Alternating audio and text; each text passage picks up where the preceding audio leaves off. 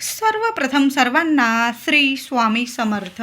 स्वामी महाराजांच्या कृपेने तुमच्या सर्व चांगल्या इच्छा पूर्ण होत ही स्वामींचरणी प्रार्थना करते आणि आजच्या व्हिडिओला सुरुवात करते. 12 ऑगस्ट 2026 बुधवार दिवशी आषाढ अमावस्या म्हणजे दीपपूजनाची वर्षाची सर्वात मोठी अमावस्या आलेली आहे. तर अमावस्या तिथी प्रारंभ होत आहे 11 ऑगस्ट उत्तर रात्री 1:53 ही अमावस्या तिथी प्रारंभ होत आहे आणि 12 ऑगस्टला बुधवारी रात्री 11:06 ही अमावस्या तिथी समाप्त होत आहे. 12 तारखेला बुधवार रोजी संपूर्ण दिवस रात्र ही आषाढ अमावस्या दर्श अमावस्या दीपपूजनाची अमावस्या आल्यामुळे महिलांनो दादांनो तुम्ही सकाळीही पूजन करू शकता. दीपपूजन नाही जमलं संध्याकाळी सुद्धा आपल्या घरात दीपपूजन सर्वांनी जरूर करायचं आहे. तर या दिवशी खग्रास सूर्यग्रहण सुद्धा आलेलं आहे. पण भारतातून हे ग्रहण खग्रास सूर्यग्रहण भारतातून दिसणार नसल्यामुळे कुठलेही वेद नियम पाळायची गरज नाही. अगदी गर्भवती महिला असतील, आजारी, अशक्त, लहान लेकरं कुठलेच वेद नियम पाळायची गरज नाही. पण तुमच्या मनात जर काही शंका असेल तर मग जे तुम्ही स्वयंपाक बनवलेला असेल किंवा पाणी भरून ठेवलेलं असेल पिण्याचं त्यात एक तुळशी पत्र टाकून द्या. कुठलेच दोष तुम्हाला, तुमच्या बाळाला, लेकरांना किंवा अशक्त आजारी व्यक्तींना या खग्रास सूर्यग्रहणाचे कुठलेच दोष लागणार नाही. तर खग्रास सूर्यग्रहण भारतातून दिसणार नसल्यामुळे कुठलीच म्हणजे मनात काहीच शंका वगैरे आणू नका. तर आषाढ अमावस्या दीपपूजनाची मोठी अमावस्या बरेचसे लोक या गतहारी अमावस्येला गटारी अमावस्या म्हणून साजरी करत असतात. तर सर्वांनी नियम जरूर पाळा. या दिवशी मांसाहार मद्यपान होणार नाही याची सर्वांनी काळजी घ्यायची आहे. ही गटारी अमावस्या म्हणून साजरी न करता दीपपूजन करून आपल्या घरात गोडाधोडाचा नैवेद्य दाखवून आपलं वर्ष कसं सुख समृद्धीचं गोडाचं जावं, घरात शुभ मंगल गोष्टी घडून याव्या या दिव्यांच्या साक्षीने वर्षभर आपल्या घरात लक्ष्मी नांदावी, घरात शुभ गोष्टी घडून याव्या म्हणून दीपपूजन करून हा दिवस साजरा करायचा आहे. चुकून सुद्धा गटारी अमावस्या म्हणजे मांसाहार मद्यपान करून ही अमावस्या साजरी करू नका. या दिवशी जी व्यक्ती मांसाहार करते, मद्यपान करते, कुणाचा अपमान करते, कुणाची निंदा नालस्ती करते, कुणाला नुकसान पोहोचवते, त्रास करून देते, तर ती व्यक्ती या जगात कधीच सुखी राहू शकत नाही. तिच्या डोक्यावर भरभरून पापांची वृद्धी होत राहते आणि तिला क्षमा देवांकडून कधी मिळत नाही. म्हणून या दिवशी चुकून सुद्धा कुणाचा अपमान करू नका, कुणाला त्रास होईल अशा गोष्टी करू नका. तशा तर या गोष्टींचे नियम नेहमीच पाळावे, पण अशा मोठ्या तिथींना जरूर आवर्जून हे नियम पाळा आणि ही अमावस्या दीपपूजन करून साजरी करायची आहे. चुकून सुद्धा मांसाहार मद्यपान करू नका.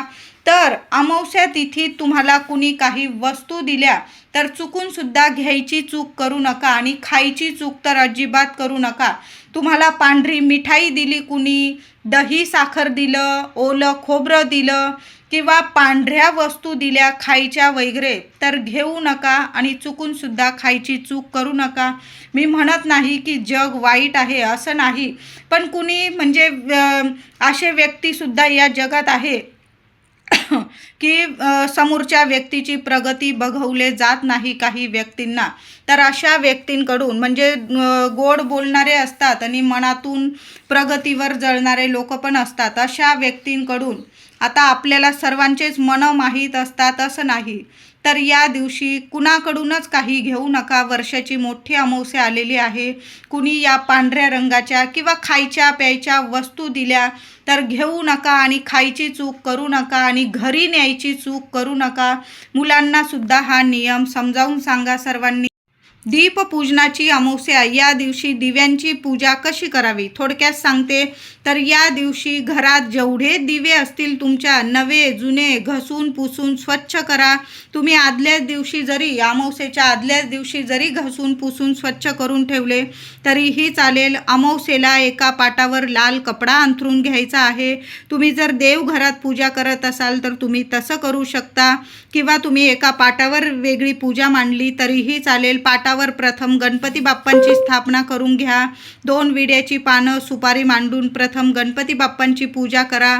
नंतर सर्व दिवे ठेवायचे आहे पाटावर. दिव्यांखाली आसन, अख्खे तांदूळ, अक्षता, थोडी थोडी तांदळाची रास करा. त्यावर दिव्यांची स्थापना करायची आहे.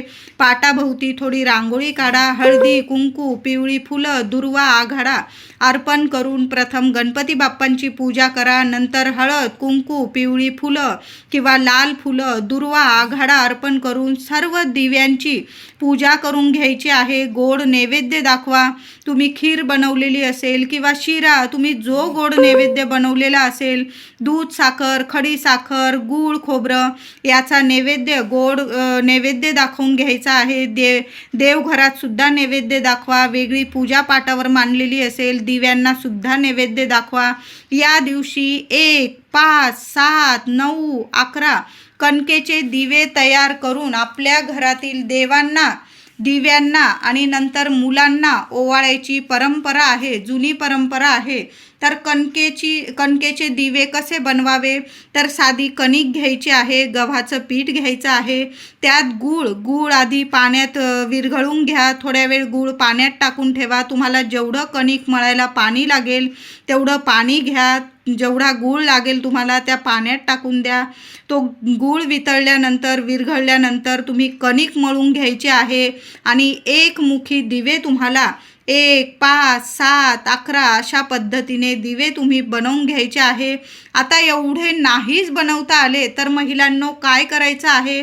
थोडीशी कणिक, गूळ घालून कणिक मळून घ्या आणि एक चौमुखी दिवा जरी बनवून घेतला ना तुम्ही तरीही चालेल. चौमुखी दिवा बनवा. त्यात तिळाचं तेल असेल, जे तेल असेल तुमच्याकडं, देवांच्या दिव्यांसाठी जे तेल वापरतात ते तेल टाका. एका ताटलीत किंवा ताटात तो दिवा ठेवा. दिव्याखाली थोड्याशा अक्षता ठेवा. हळदी, कुंकू, फुलं वाहून त्याची दिव्याची पूजा करा आणि चारी दिशांनी तो दिवा प्रज्वलित करून घ्यायचा आहे. देवांना, दिव्यांना ओवाळून घ्या आणि नंतर तुम्ही मुलांचं, की मुलगी असेल, मुलगा असेल, तुमचा वंशाचा दिवा लेकरांना जरूर औक्षण करा. बघा, चौमुखी दिव्याने सुद्धा तुम्ही मुलांचं औक्षण करू शकता. तुमची जशी परंपरा असेल, दीपपूजनाची अमावस्या जशी साजरी करताना अगदी तशाच पद्धतीने साजरी करायची आहे. तुम्ही जसे कणकेचे गूळ घालून कणकेचे दिवे बनवता, 2 बनवा, 5 बनवा, 7, 9, 11 जसे बनवता तशा पद्धतीने बनवा. नाही जमलं, एक चौमुखी दिवा मी सांगितलं, चौमुखी कणकेचा गूळ घालून कणिक मळा आणि चौमुखी दिवा बनवा. ताटात ठेवा, पूजा करा त्या दिव्याची. देवांना ओवाळून घ्या, दिव्यांना ओवाळून घ्या. तुमच्या मुलांना त्या दिव्याने ओवाळू शकता. नंतर तो दिवा काय करायचा? आता बऱ्याच लोकांना प्रश्न पडतो, आपण दीपपूजनाला आषाढ अमावस्येला कणकेचे गूळ घालून कणकेचे दिवे बनवतो, उकडवून दिवे बनवतो, तर त्या उकडलेल्या दिव्यांचे काय करावे? आपण देवांना, दिव्यांना, मुलांना ओवाळून घेतो. नंतर ते दिवे काय करायचे? तर मग तुम्ही वाहत्या पाण्यात सोडू शकता, विसर्जन करू शकता किंवा घराजवळ जर पिंपळाचं झाड असेल, औदुंबराचं झाड असेल, तिथं जरी तुम्ही ठेवून आला चालेल. यामुळे काय होईल ना, कणी गूळ, जे किडे मुंगळे असतील तिथं, पक्षी वगैरे असतील, त्यांचं पोट भरेल आणि आपल्या 7 पिढ्यांचा पितृदोषसुद्धा दूर होईल. म्हणून कणकेचे दिवे कुठंच फेकून वगैरे देऊ नका. सर्वांना खरंच विनंती आहे, एखादं झाड असेल तिथं कोपऱ्याला ठेवून या. किडे मुंगळे वगैरे, पक्षी वगैरे खातात, त्यांचं पोट भरतं, आपले पितृदेवता तृप्त प्रसन्न होतात आणि भरभरून आशीर्वाद देतात. लक्ष्मीनारायणांचा आशीर्वाद मिळतो. म्हणून दीपपूजनाला तुम्ही कणकेचे दिवे बनवाल तर दीपपूजन साजरं झाल्यानंतर ते दिवे कुठेच फेकून वगैरे न देता एखाद्या झाडाखाली जरी तुम्ही ठेवून आलात तरीही चालेल. 99% तुमच्या पितृदोषाच्या अडीअडचणी जरूर दूर होतील. दीपपूजनाला घरातील मुलगा असो किंवा मुलगी वंशाचा दिवा म्हणून लेकरांना जरूर औक्षण करा. औक्षणाला छान असे दिवे तयार करून घ्या. तुम्ही मुटके तयार केलेले असेल, मुटकेही बनवू शकता किंवा तुमच्याकडं नसेल परंपरा, काहींकडे दोन दोन मुटके तयार करतात, नसेल तुमच्याकडं तर तुम्ही फक्त दिवे तयार केले, उकळवून घेतले ते दिवे तरीही चालेल. काही ठिकाणी उकळवून घेतात, वाफ देऊन घेतात दिव्यांना, काही ठिकाणी नुसते कणकेचे दिवे बनवतात. तुमची जशी परंपरा आहे तशा पद्धतीने तुम्ही दिवे तयार करून घ्यायचे आहे. मुलांना पाटावर बसवायचं आहे. मुलांना हळदी कुंकू लावून घ्या. फक्त कुंकू लावला, अक्षता डोक्यावर टाकल्या मुलांच्या तरीही चालेल. आणि मुलांना छान असं औक्षण करून घ्यायचं आहे. परंपरेनुसार औक्षण करायचं आहे. यामुळे काय होतं, पुढची पिढीसुद्धा घरातील या चालीरीती पुढे चालवतात आणि पाळतात. प्रार्थना बोलायची आहे. जेव्हा दीपपूजनाची अमावस्या साजरी कराल ना, तर मुलांना सुद्धा जवळ बसवा. मुलांकडून शुभम करोती कल्याणम आरोग्यम धनसंपदा शत्रुबुद्धी विनाशाय दीपक ज्योती नमोस्तुते, ही प्रार्थना मुलांकडून जरूर म्हणून घ्यायची आहे तुम्हाला. ओम श्रीम दीपदेवताय नमः, ओम श्रीम दीपदेवताय नमः या मंत्राचा जप करा आणि दिव्यांची हळदी कुंकू फुलं अक्षता वाहून तुम्ही सुद्धा पूजा करा. मुलांकडून सुद्धा पूजा करा. मुलांकडून सुद्धा दिव्यांना, गणपती बाप्पाला दिव्यांना थोड्या का होईना दुर्वा आघाडा जरूर अर्पण करून घ्या. दीपपूजनाच्या दिवशी सर्वांनी सकाळी सहज घरात आघाड्याची पानं जरूर घरात घेऊन या आणि देवांना देवघरात आणि दिव्यांची पूजा कराल तर दिव्यांना सुद्धा दुर्वा आणि आघाडा वंशवृद्धी करत असते. म्हणून दुर्वा आणि आघाडा जरूर या दिवशी अर्पण करा. मुलांकडून सुद्धा अर्पण करून घ्या आणि मुलांकडून शुभम करोती या दिवशी जरूर पठण करून घ्या, प्रार्थना करून घ्या, नमस्कार करायला सांगा देवांना, दिव्यांना. दीपपूजनाच्या दिवशी सर्वांनी लवकर उठायचं आहे. लहान असो मोठं असो लवकर उठा आणि आंघोळीच्या पाण्यात थोडंसं गंगाजल टाकून आंघोळ करायचं आहे.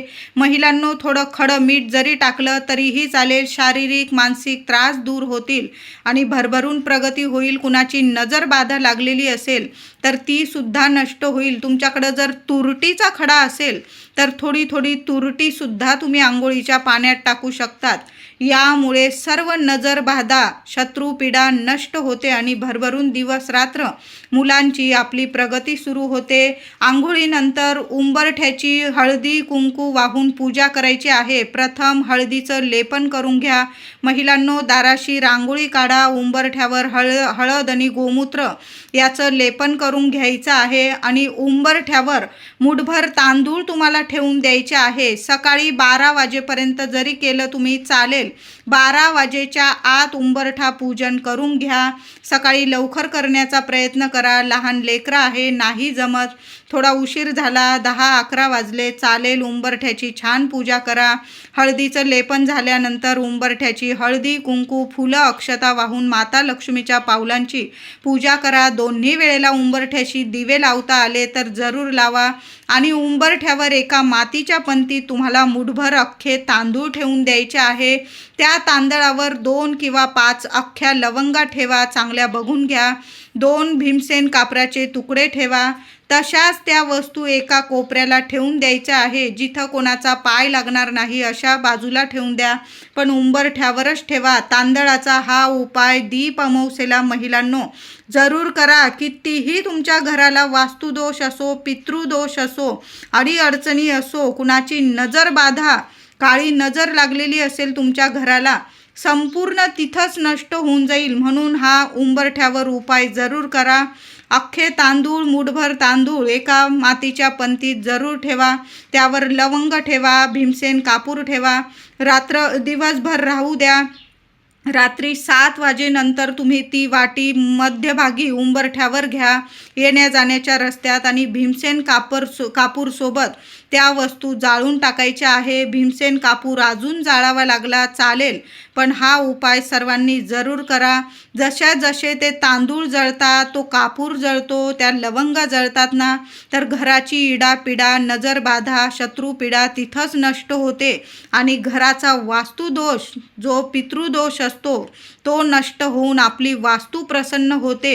आपले पितृदेवता प्रसन्न होतात. माता लक्ष्मी प्रसन्न होऊन भरभरून आशीर्वाद देतात. येते आणि आपलं घर उंबरठा सोडून कधीच कुठं जात नाही, स्थिर स्वरूपात अखंड स्वरूपात आपल्या घरात वास करते. म्हणून महिलांनो, दीपपूजनाला अमावस्येला हा उपाय जरूर करा. आता नंतर उरलेले तांदूळ असेल, वस्तू असतील, काय कराव्या तर एखाद्या झाडाखाली टाकून द्या. ते तांदूळ जसे खातील पक्षी वगैरे तसेच सुद्धा तुमचे पितृदेव प्रसन्न होतील.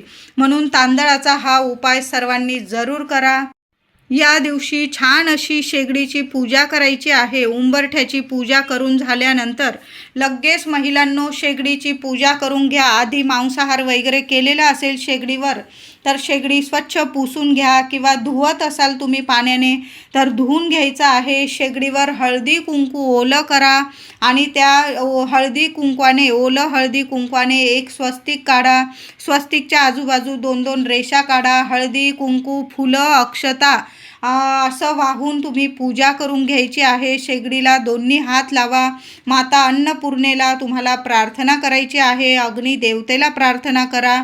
तुमच्या मनात जी प्रार्थना असेल, इच्छा असेल ती सांगायची आहे की माझ्या घरात अखंड अन्नपूर्णे मातेचा वास राहू दे. कधीच अन्न धान्य स्वयंपाकाला कधीच कशाला कमी पडायला नको, अशी साध्या सोप्या पद्धतीने प्रार्थना करा शेगडीला हात लावून. आणि शेगडी जवळ एक गाईच्या तुपाचा अगदी काही सेकंद जरी चालला ना तो दिवा, पण प्रथम खालून गॅस शेगडी म्हणजे जो स्विच असेल तुमचा गॅसचा तो रेग्युलेटर बंद करून घ्या आणि मग गॅसजवळ तुम्हाला एक दिवा लावायचा आहे. काही सेकंद चालला तरीही चालेल. 1-2 मिनटासाठी गॅसजवळ तुम्ही एक दीप प्रज्वलित करा. दिव्याने गॅसला ओवाळून घेतलं तुम्ही चालेल, पण अशी गॅस शेगडीची पूजा आवर्जून करा. महिलांनो, मोठं दीपपूजन करत आहात ज्यावर आपण रोज स्वयंपाक करतो, अन्न शिजवतो, आपलं पोट भरतं, लेकराबाळांचं पोट भरतं. अशा गॅस शेगडीची जरूर पूजा करा. त्या अग्निदेवतेची पूजा करा आणि एक दिवा शेगडीजवळ जरूर लावा. आणि मग तुम्ही गोडाधोडाचा नैवेद्य बनवला गॅसवर, बघा कधीच तुमच्या घरात कशालाच कमी पडणार नाही आणि अन्नधान्य भरभराट होईल. कधीच कुठल्या गोष्टीला कमी पडणार नाही आणि आरोग्य लाभेल तुम्हाला. जे पण अन्न बनवाल ना तुम्ही त्यात इतकी वृद्धी होत राहील, म्हणजे तुमच्या घरात अन्नधान्य पुरवठा साठून राहील. अन्नधान्य कधीच कमी पडणार नाही. अशा पद्धतीने गॅस शेगडीची पूजा दीप अमावस्येला प्रत्येक महिलेने सकाळी आंघोळीनंतर जरूर करा. या दिवशी देवघरातील देवांची छान अशी दुधाने अभिषेक करून पूजा करा. महिलांनो, जेव्हा दिवे धुवाल तेव्हा सुद्धा थोडंसं दूध दिव्यांवर जरूर टाका. नसेल टाकता आलं तर देवांना तरी गाईच्या दुधाने जरूर अभिषेक करा. जेवढे देवी देवता असतील प्रथम स्वच्छ पाण्याने, नंतर दुधाने, पुन्हा स्वच्छ पाण्याने सर्व देवी देवतांची मूर्ती स्वच्छ पुसून घ्या. देवघरात छान लाल कपडा, पिवळा कपडा अंथरा. त्यावर तांदळाची रास करा प्रत्येक देवांच्या खाली आणि मग देवांची स्थापना तांदळाच्या राशीवर करा. नंतर ते तांदूळ तुम्ही पक्ष्यांना घालू शकता किंवा तुमचा मोठा डबा असेल तांदळाचा त्यात जरी टाकलं, अन्नधान्य कशालाच कमी पडणार नाही. अशा पद्धतीने देवांना पूजा करायची आहे. हळदी कुंकू, फुलं, अक्षता, दुर्वा, आघाडा जरूर अर्पण करा. देवांना सुद्धा अर्पण करा. माता लक्ष्मीची मूर्ती असेल, मोठी अमावस्या आहे, माता लक्ष्मीला 21 वेळा तरी 11 वेळा 21 वेळा ओम श्रीम नमः कुंकुमार्चन करा. लाल फुलं देवी आईला अर्पण करा. महालक्ष्मी अष्टक महिलांनो 8 वेळा 16 वेळा या दिवशी महालक्ष्मी अष्टक संध्याकाळी पठण केलं तुम्ही शांततेत तरीही चालेल, पण माता लक्ष्मीची सेवा आवर्जून करा. देवी आईला खिरीचा नैवेद्य दाखवा या दिवशी. नंतर तो खिरीचा प्रसाद आपल्या मुलांना द्या. माता लक्ष्मीची मुलांवर कायम कृपा राहते. तर अशा पद्धतीने देवी आईची सेवा जरूर करा. आणि माता लक्ष्मीची सेवा केव्हा पूर्ण होते? जेव्हा भगवान श्री हरी विष्णूंची सेवा होते. एक माळ का होईना ओम नमो भगवते वासुदेवाय नमः, ओम नमो भगवते वासुदेवाय नमः या मंत्राचा जप करा. किंवा यूट्यूबवर तुम्ही विष्णू सहस्त्रनामावली ऐकू शकता, व्यंकटेश स्तोत्र पठण करू शकता. या दिवशी लक्ष्मीनारायणांची सेवा आवर्जून करायची आहे. आता बऱ्याच महिलांना प्रश्न पडला असेल की त्या दिवशी ऑफिस वगैरे आहे, मग दीपपूजन केव्हा करू? तर महिलांनो, तुम्ही सकाळी लवकर उठून सुद्धा दीपपूजन करू शकता. नाही सकाळी जमलं, संध्याकाळी जरी केलं तुम्ही तरीही चालेल. फक्त दुपारी 12 ते 1 हा राहू काळ असणार आहे. या वेळात या काळात चुकून सुद्धा वर्षाचं मोठं दीपपूजन करू नका. हा राहू काळ आहे, अशुभ काळ आहे. तुम्ही जर राहू काळ पाळतात तर दुपारी 12 तारखेला बुधवारी दुपारी 12 ते 1 हा राहू काळ सोडून द्या. बाकी संपूर्ण दिवस रात्र हा शुभच आहे.